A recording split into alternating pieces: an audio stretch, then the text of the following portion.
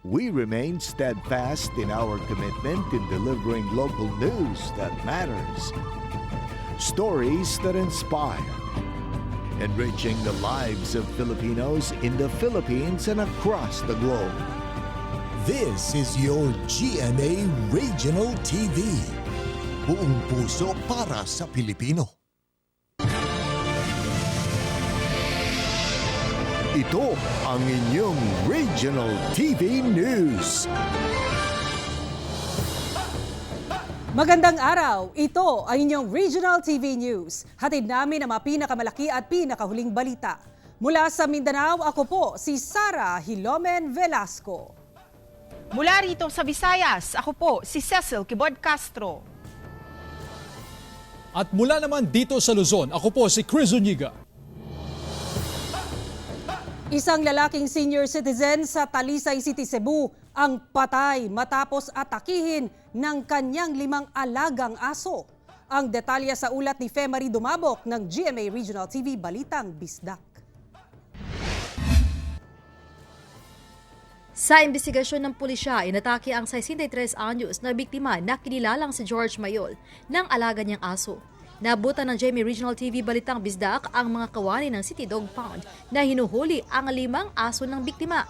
Kasama sa mga nahuling isang aso na sinasabing mixed breed ng Doberman at Aspin. Ang biktima na isang binata ay natagpuang wala ng buhay sa loob ng kanyang palikuran. Base sa pulisya, nagtamo ng mga kagat sa mukha, tiyan at sa iba't ibang parte ng katawan si Mayol. Nagkagutay-gutay rin ang shorts nito na resulta sa pag-atake ng aso.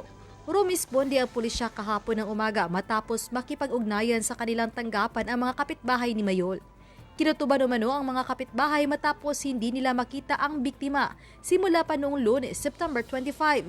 Ayon sa kapatid ng biktima, inatake naman si Mayol ng alagang aso nito noong July 22 kung saan nagtamo siya ng 57 sugat mula sa kagat ng aso. May tumulong noon sa biktima. Dahil sa insidente, sinabihan naman siya ng kapatid na i-turn over ang mga alagang aso sa City Pound. Sa una kay gibugno man sa siya siyang iro, kana gyapong iro nadana sa ospital pud niya. Akong gibadlong, gi-advisean ako siya nga i-dispatch na i-turn over na sa City Pound. Ito rin ang payo ng kanyang kaibigan, subalit hindi pa rin ito tumalima. 2020 nang simlang alagaan ni Mayol ang mga aso. Ayon sa isang Winston, na tumulong umano ng atakihin ang biktima ng mga alagang aso noong 2022. May mga pagkakataong napapalo ni Mayol ang alagang aso, lalo na kung ito ay nag-aaway. Hindi pumayag ang pamilya ni Mayol sa hiling ng pulisya na isailalim sa autopsy ang bangkay para ma-roll out ang foul play. Paliwanag ng isang veterinarian na dapat alagaang mabuti ang mga aso at iwasan itong saktan. Probably sa iyahan ang pagdala sa iro, ma'am. Kaya ang iro, ma'am, kung matulan ang tratuhon o kung hindi man siguro ako naging-anak na grabe.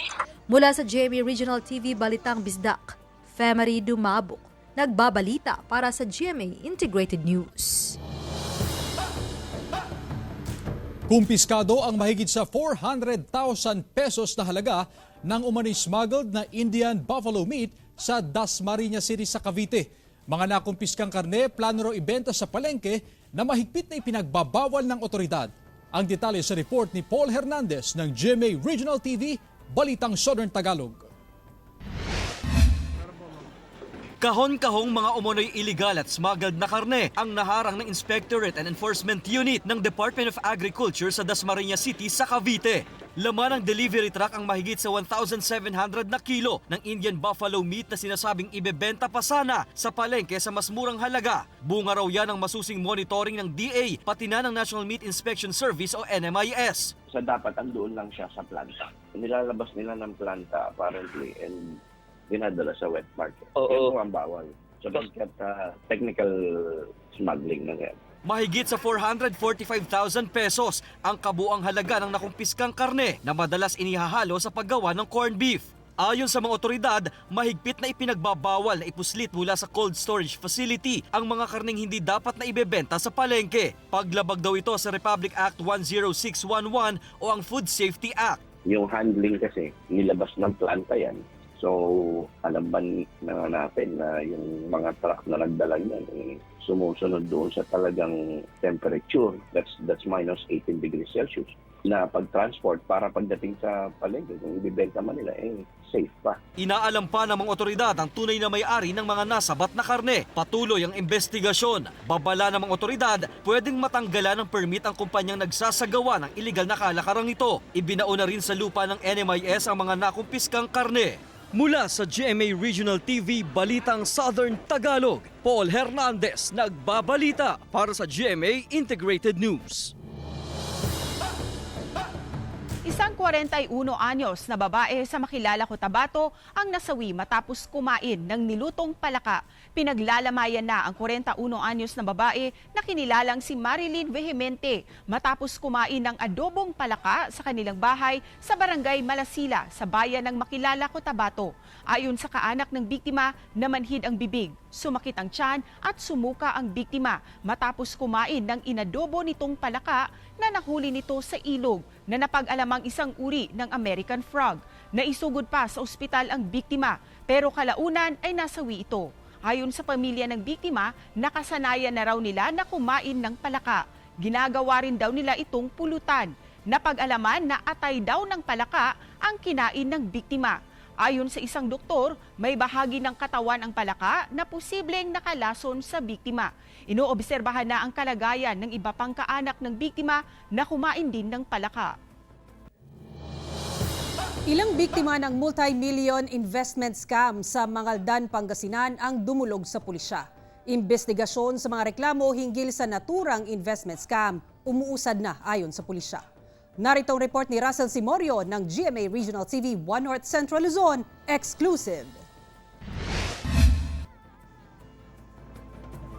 Dumulog sa pulisya at barangay hall ng Bunlag, Mangaldan, Pangasinan ang ilang residenteng biktima umano ng investment scam. Kabilang dito ang 23 anyo sa si Angelica, hindi tunay na pangalan. January 2023 nang pumasok siya sa investment scheme sa pangakong 30 hanggang 40% na interest rate ang makukuha niya kada buwan. Sobrang sakit. Opo, tapos nagtitinda lang po ako ng mga manok. Yun. Tapos pinaghirapan ko rin po yung perang yun. Hindi lang po basta pinulot or hiningi. Sariling sikap po talaga. Umabot sa 1.4 million pesos ang naipasok sa investment scheme ng pamilya ni Elma. Di rin tunay na pangalan. Labis ang panghihinayang, lalo't gagamitin sana ang pera sa negosyo. O gusto ko siyempre mabayaran kami kasi pinaghirapan ng dalawa yun, yung manugang ko, tsaka yung anak ko. Ilang OFW rin ang nabiktima.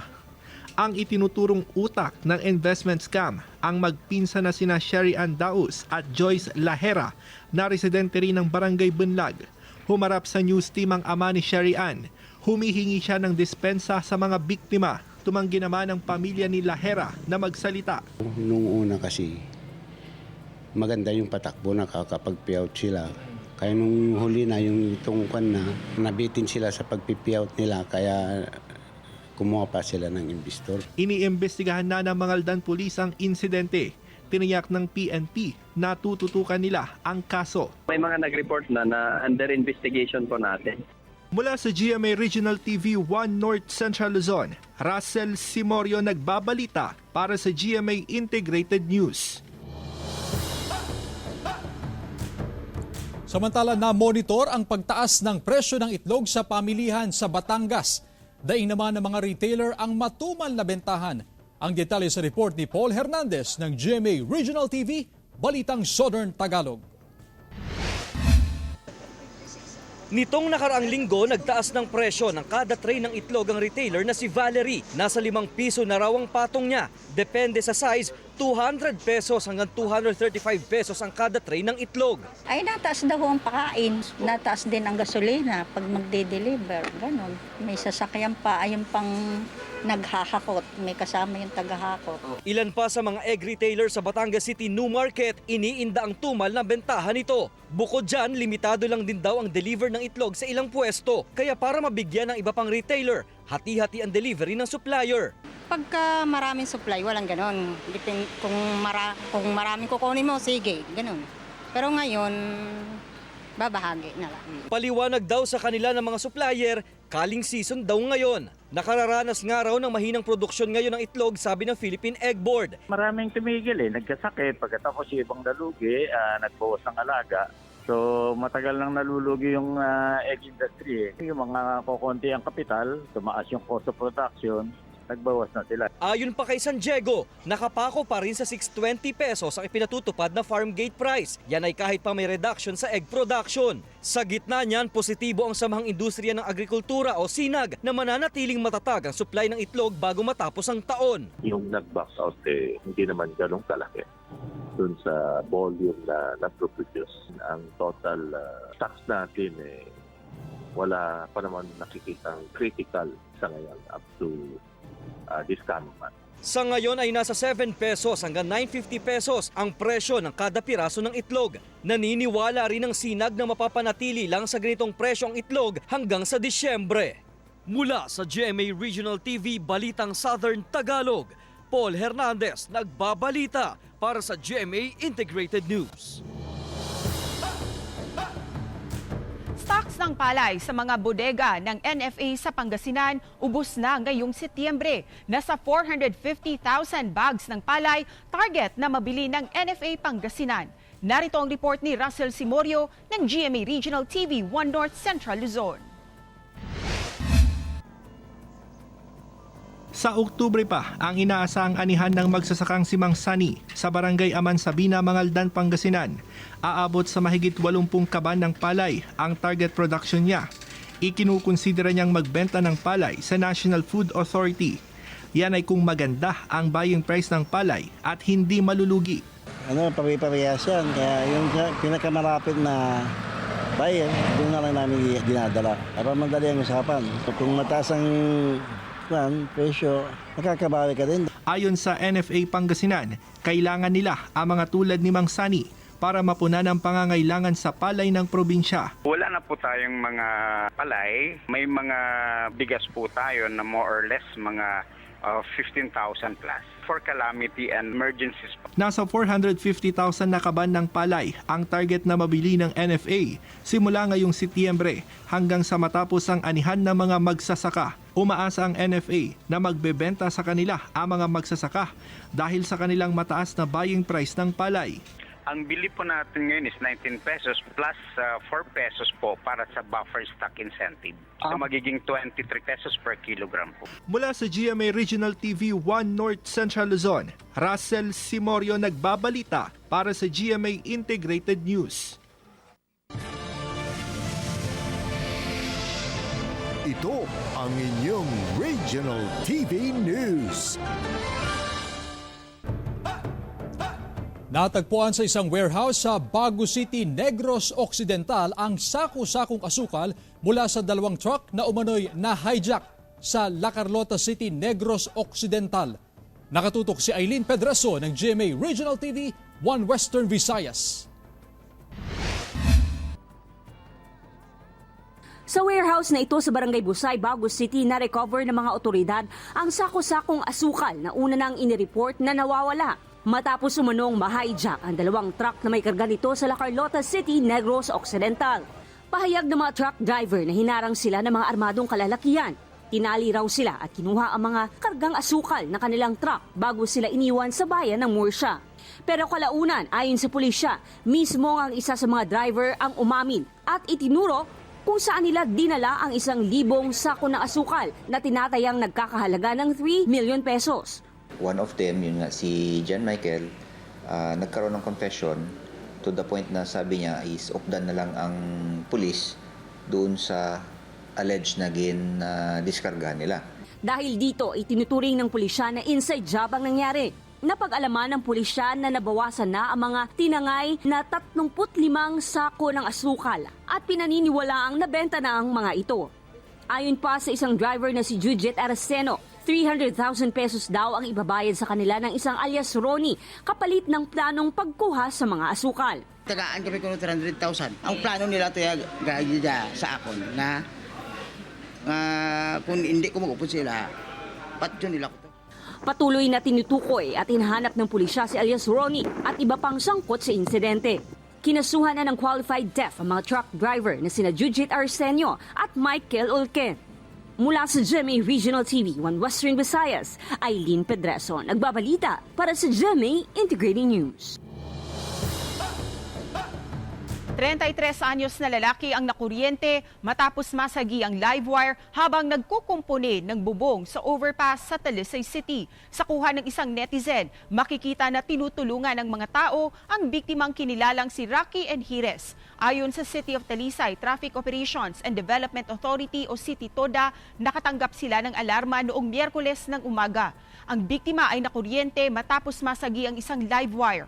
Nang magkamalay, sinubukan ng biktima na tumayo. At dito na nakita ang mga paso sa ilang bahagi ng kanyang katawan. Si Enjires ay kawani ng isang kontraktor ng DPWH na nagkukumpuni sa sira ng bubong sa overpass sa Barangay Bulacau. Sa pag-iimbestiga ng City TODA, napag-alaman na hindi nakipag-ugnayan ang gumagawa ng repair sa electric utility nang isagawa ang pagkukumpuni ng bubong. Patuloy na inoobserbahan ang kondisyon ng biktima sa isang ospital. So katong maong primary line naato say gikusgon nga 32,000 volts. Oo. So mo to nga pagkaigo niya kay diha man sa iyang uhan naghelmet ug plastic pero igo gyapon, no? So naghelmet to siya, may nalanggani kay naggamit to siya og harness. So wa siya mo ditso og katagak paingon dito sa daan. Sugatan ang isang pulis matapos tambangan ng dalawang lalaki sa Lamitan City sa Basilan.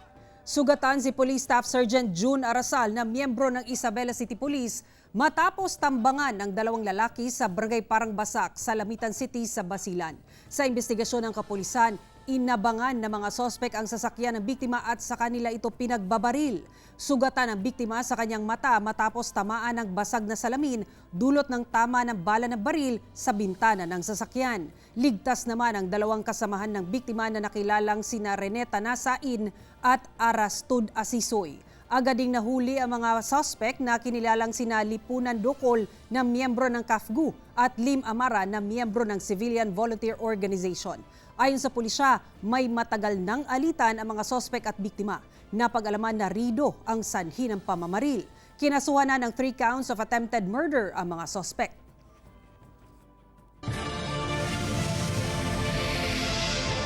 Ito ang inyong Regional TV News. Hindi lang dumagsa kundi nagtulakan pa ang mga tao at nagunahang makapasok sa isang tindahan ng ukay-ukay sa Naga City sa Camarines Sur dahil sa bagsak presyo ng mga tindang damit. DOH Camarines Sur may paalala sa publiko. Narito ang report ni Chris Novello ng GMA Regional TV Balitang Bicolandia. Sa unang tingin, aakalain mong may nangyayaring rumble sa video na ito. Pero ang mga tao sa video, naguunahan pala makapasok sa isang tindahan ng mga ukay-ukay sa Naga City, Camarines Sur. Na makapasok na sa loob ng tindahan, wala nang pinipili ang mga tao dahil hakot dito, hakot doon ang naging eksena. Kaya ang ibang nakadisplay na damit, natumba at naglaglagan pa dahil sa pag-aagawan ng mga tao. Napag-alaman na bagsak presyo ang mga tindang damit dito na nagmula para sa US at Japan. Tiniyak naman ng may-ari ng tindahan na walang nasaktan sa insidente. Hanger man lang po, may manakulgan kadtong aldaw na to. Pero nag-enjoy pa nga ni po sindata, gabo sinda may nakuha, pag-uli ninda, siguro, og mga pasindata. Si mga na gusto ninda, nakuha ninda. Ang customer na si Alfredo, minsan na rin daw nakipag-agawan ng ukay-ukay sa naturang tindahan. Pero may ako din nag-uukay. Gabos man po ning mga gamit ko nga niyo, mga ukay ini. Igdinali gabos. Sa kabila nito, nagpaalala naman ang DOH Camarines Sur na walang masama sa paggamit ng ukay-ukay na damit pero dapat pa rin tiyakin na malinis ang mga ito bago gamitin. Importante dyan, dapat ang bigabakalan na ukay-ukay, dapat siyempre may mayor's permit, yan ang po dyan, ang mga nagatinda may health certificate, base sa LETA, dapat may mga necessary permit. Mula sa GMA Regional TV Balitang Bicolandia, Chris Novello, nagbabalita para sa GMA Integrated News. Naglabas ng kautusan ang Cagayan de Oro City LGU na humihikayat sa publiko na magsuot ng face mask sa mga pampublikong lugar sa lungsod. Samantala, nag-abiso rin ang Misamis Oriental Provincial Government na ugaliin ang pagsunod sa health protocols upang maiwasan ang influenza-like illnesses. Narito ang report ni Cyril Chavez ng GMA Regional TV 1 Mindanao. Inilabas ni Cagayan de Oro City Mayor Rolando Uy ang Executive Order No. 290-2023 na humihikayat sa publiko na sumunod sa minimum public health protocols. Sa nasabing kautusan, hinihikayat ang mga Cagayanon na magsuot ng face mask sa mga pampublikong lugar at transportasyon sa lungsod, kabilang na ang paghuhugas ng mga kamay. Ito ang naging hakbang ng LGU kasunod ng pagpapatupad ng mga pribadong paaralan sa lungsod ng online classes dahil sa dumaraming estudyante na tinamaan ng influenza-like illnesses. Sa pamamagitan ng pagsunod sa health protocols, inaasahan ng LGU na mapipigilan ang hawaan ng lagnat at ubo. Samantala, naglabas din ng advisory ang Misamis Oriental Provincial Government sa pangunguna ni Governor Peter Unabia kaugnay ng pagsunod ng publiko sa health protocols. Nasa 8 public hospital sa Misamis Oriental ang inihanda upang tutukan ang mga makararanas ng influenza-like illnesses, kabilang na ang pagbibigay ng gamot o vitamins. Nilinaw naman ng Department of Health Region 10 na ang nararanasang influenza-like symptoms ng mga naitalang nagkasakit ay hindi dahil sa Nipah virus na nararanasan sa bansang India ngayon. Ayon sa DOH, walang kaso ng nasabing virus sa bansa. Mula sa GMA Regional TV 1 Mindanao, Cyril Chavez nagbabalita para sa GMA Integrated News. Samantala, nasa 6 na talampakang Philippine Cobra nasagip sa bakuran ng isang residente sa Katanawan, Quezon. Philippine Cobra nabibilang na sa threatened species ayon sa otoridad.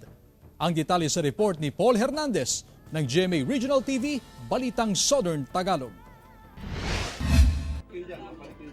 Gamitan man ng snake clamp, hindi naging madali ang paghuli sa Philippine Cobra na nakita sa bakuran ng isang bahay sa Barangay Pakabit, Katanawan, Quezon. Takot ang idinulot niyan sa mga residente na matay pang isang aso matapos umanong matuklaw ng Philippine Spitting Cobra. Ligtas itong na-rescue ng Community Environment and Natural Resources Office o Senro Katanawan ng DENR. Katuwang nila ang Menro at MDRRMO. Ang possible sir nun, pwede makadisgrasya pa rin siya ng ibang tao. Kasi nandun din siya na maghanap, iikot din siya dun sa area na yun hindi din siya lalayo. May habang 6 na talampakan ang babaeng Philippine Cobra. Posible raw itong naghahanap ng pagkain kaya napadpad sa bakuran. Kailang area ay malapit sa may ilog. Then nagkaroon sila ng medyo parang malamig-lamig din. Siguro napapunta siya dun sa may malapit dun sa bakod niya. Then hindi na siya balis. Nabibilang na raw sa mga threatened species ang Philippine Cobra. Kakaunti na lang daw ang populasyon nila kaya't hindi raw dapat ito pinapatay basta-basta. Dinala na rin agad sa Rescue Center sa Kalawan, Laguna ang Philippine Cobra. Paalala ng mga otoridad, paglabag sa Wildlife Conservation and Protection Act of 2001 ang paglalaro, pagtatago at pananakit sa mga buhay ilang. Mula sa GMA Regional TV, Balitang Southern Tagalog, Paul Hernandez nagbabalita para sa GMA Integrated News. Lalaki na tubong Quezon nakasungkit ng gintong medalya sa Obstacle Course Racing World Championships 2023 sa Belgium. Kilalanin siya sa report ni Denise Abante ng GMA Regional TV Balitang Southern Tagalog. Takbuhan, gapangan, at kahit monkey bar, hindi uurungan ang 32 anyos na si Renson Embradura ng Sariaya, Quezon. Sa katunayan, nakasungkit pa si Renson ng gintong medalya sa katatapos lamang na Obstacle Course Race World Championships sa Genk, Belgium noong September 14 hanggang 17. Para kay Renson, hindi naging hadlang ang kakulangan ng isang parte ng katawan para ipagpatuloy at mapagtagumpayan ang kanyang pangarap. Hinangad ko po talaga yung maging isang atleta na lalo-lalo na po yung makakuha po ng gold at makapaglaro po sa isang international na para bang gusto mo maging proud yung ating bansa. May ibinigay sa akin si Lord na kailangan ko po patunayan sa akin sarili na hanapin na maging inspirasyon ng mga tao na hindi nagiging hadlang yung kapansanan sa isang tao. Ang kanyang liksi at talas daw ng isipan ang naging alas niya upang maungusan ang nasa mahigit 30 katunggali mula sa iba't ibang panig ng mundo. Proud naman ang nanay ni Renson sa tagumpay ng kanyang anak. Masaya po kami, lalo po nung aming sinundo. Pinapagawa ko nga po siya ng tarpaulin para makita po ng mga nasa airport na ito pala ang nanalo sa Quezon. Anak, talagang galingan mo. Ay di ako nagpapasalamat sa kanya. At nahangad niya yung kanyang pagtakbo. Ako siyempre, proud na proud ako sa kanya dahil at kasama ko siya lagi. Idol Renzon, ang masasabi ko lang sa iyo, ipagpatuloy mo lang, mag-goal mo yung gusto mo. Hanggang yung pangarap mo sa buhay mo. Congrats, Idol Renzon. Kulang man daw ang parte ng kanyang katawan, hindi naman matatawaran ang kanyang husay pagdating sa palakasan. Mula sa GMA Regional TV, Balitang Southern Tagalog, Denise Abante, nagbabalita para sa GMA Integrated News.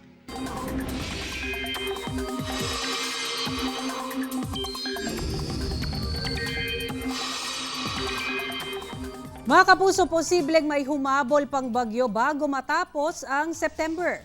Yan ay kung bagbabasehan ang wind forecast ng Metro Weather. Makikita nyo yung pabilog na umiikot na hangin sa eastern side ng ating bansa.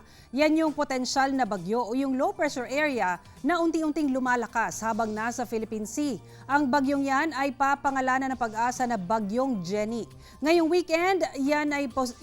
weekend yan posibleng maramdaman sa bansa. Kaya tumutok sa aming mga weather update, kapuso. Sa ngayon, nasa labas pa ng Philippine Area of Responsibility ang nasabing LPA. 1,710 kilometers silangan ng Central Luzon. Within 24 to 48 hours, posibleng nasa loob na yan ng PAR, sabi ng Pag-asa. Sa ngayon, nagpapaulan na ang trough o extension ng LPA na yan sa eastern section ng Visayas at Mindanao. Umiiral naman ang hanging habagat sa western section ng Southern Luzon at Visayas. Ngayong umaga, asahan ang pag-ulan sa ilang bahagi ng Isabela, Aurora, Calabarzon, Mimaropa Region, Visayas at Mindanao. Base sa rainfall forecast ng Metro Weather, pagsapit ng hapon, uulanin na iba pang panig ng bansa. Posible ang heavy to intense rain sa ilang lugar na maaaring magdulot ng baha o kaya ay landslide. Kaya manatiling naka-alerto, mga kapuso. Mga kapuso, 87 araw na lang bago magpasko. Samantala, mapapanood niyo po ang episode na ito sa official website ng GMA Regional TV, www.gmaregionaltv.com. Pwede rin kayong bumisita sa aming official YouTube channel, GMA Regional TV, at i-click ang subscribe button para sa mga pinakamaiinit na balita mula sa mga rehiyon. Nais naming pasalamatan ang mga kapuso sa iba't ibang panig ng Pilipinas, maging ang mga kapuso natin abroad. Dahil sa GMA Regional TV, local news matters. Kami ang Regional TV News, buong puwersa para sa mas malaking misyon at mas malawak na paglilingkod sa bayan.